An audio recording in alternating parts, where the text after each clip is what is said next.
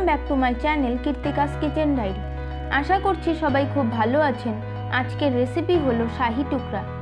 নাম শাহি টুকরা, কিন্তু খেতেও এর থেকে কোনো অংশে কম না। কিন্তু এটা বানানো খুবই সহজ এবং এটাতে উপকরণও খুব বেশি লাগে না। দুধ, পাউরুটি আর চিনি হলেই কিন্তু হয়ে যায়। আর সাথে যদি কিছু ড্রাই ফ্রুটস আর জাফরান থাকে তাহলে কোনো কথাই নেই। তো শুরু করা যাক আজকের আমার এই রেসিপিটি।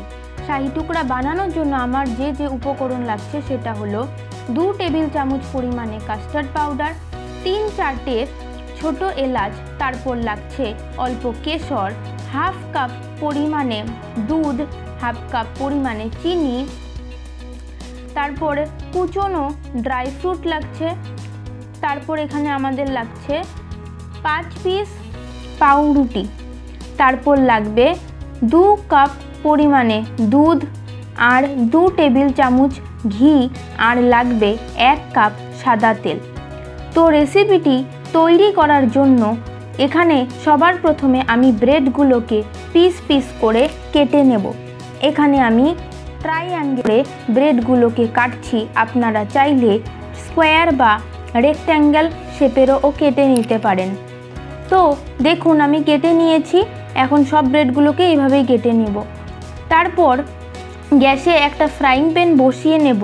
তারপর ওর মধ্যে দিয়ে দেব হাফ কাপ পরিমাণে চিনি আর হাফ কাপ পরিমাণে জল।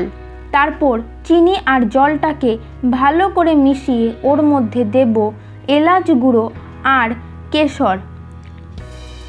তারপর আবার ভালো করে মিশিয়ে চিনিটাকে গলিয়ে একটা পাতলা সুগার সিরাপ তৈরি করে নেব।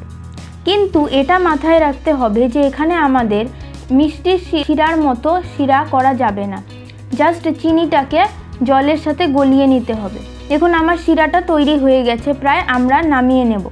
তারপর একটা ফ্রাইং প্যান বসিয়ে ওর মধ্যে দিয়ে দেব 1 কাপ পরিমাণে তেল আর 2 টেবিল চামচ পরিমাণে ঘি। ঘিটা দিয়ে দুটোকে ভালো করে মিশিয়ে ওর মধ্যে দিয়ে দেব আগে থেকে কেটে রাখা পাউরুটিগুলো। তারপর পাউরুটিগুলোকে নাড়াচাড়া করে উল্টা পাল্টা করে ব্রাউন কালার আসা অবধি ভেজে নেব।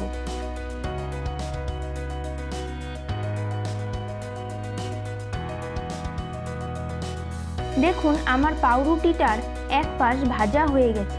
তারপর ওটাকে উল্টে নিয়ে আরেক পাশও ভেজে নেব।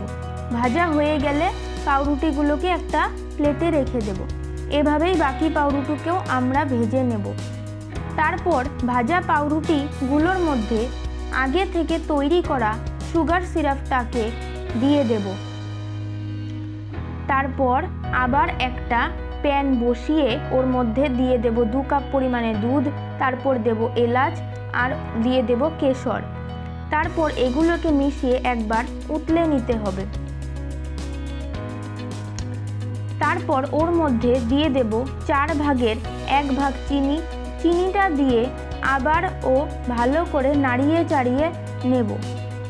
তারপর নিয়ে নেব রুম টেম্পারেচারে রাখা হাফ কাপ পরিমাণে দুধ। ওর মধ্যে মিশিয়ে দেব 2 টেবিল চামচ পরিমাণে কাস্টার্ড পাউডার। পাউডারটা ভালো করে মিশিয়ে নেব যাতে কোনো রকম লাম্পস না থাকে। দেখুন আমি পাউডারটা ভালো করে মিশিয়ে নিয়েছি। তারপর আমি কড়াইয়ে থাকা দুধটার মধ্যে কাস্টার্ড পাউডার মেশানো দুধটা দিয়ে দেব। তারপর ওটাকে দিয়ে ভালো করে মিশিয়ে দুধটাকে ঘন করে নেব। এই পর্যায়ে কিন্তু আমাদের কন্টিনিউয়াসলি দুধটা নাড়াচাড়া করে যেতে হবে, না হলে কিন্তু দুধটা নিচ থেকে পুড়ে যেতে পারে। তারপর এর মধ্যে দিয়ে দেব কুচনো ড্রাই ফ্রুটস, দিয়ে আবার নাড়তে থাকবো। দেখুন আমার দুধটা ভালোভাবে ঘন হয়ে গেছে। এই পর্যায়ে আমরা দুধটা নামিয়ে নেব, আর ঘন কিন্তু করব না। তারপর শিরায় ভেজানো ব্রেডগুলোতে আমরা তৈরি করা কাস্টার্ড মিল্কটা দিয়ে দেব। তারপর উপর থেকে ছড়িয়ে দেব কুচনো ড্রাই ফ্রুটস। আমি এখানে কাজু, কিশমিশ আর আমন্ড নিয়েছি, আপনারা চাইলে পেস্তাও দিতে পারেন। দেখুন আমার শাহি টুকরা কিন্তু একদম তৈরি। এবারে এটাকে সার্ভ করে নেব। আমার রেসিপিটি যদি আপনাদের ভালো লেগে থাকে তাহলে লাইক করবেন, শেয়ার করবেন আর সাবস্ক্রাইব করবেন, আর পাশে থাকা বেল আইকনটি ক্লিক করে দিবেন যাতে আমার রেসিপিগুলো সবার আগে আপনাদের কাছে পৌঁছে যায়।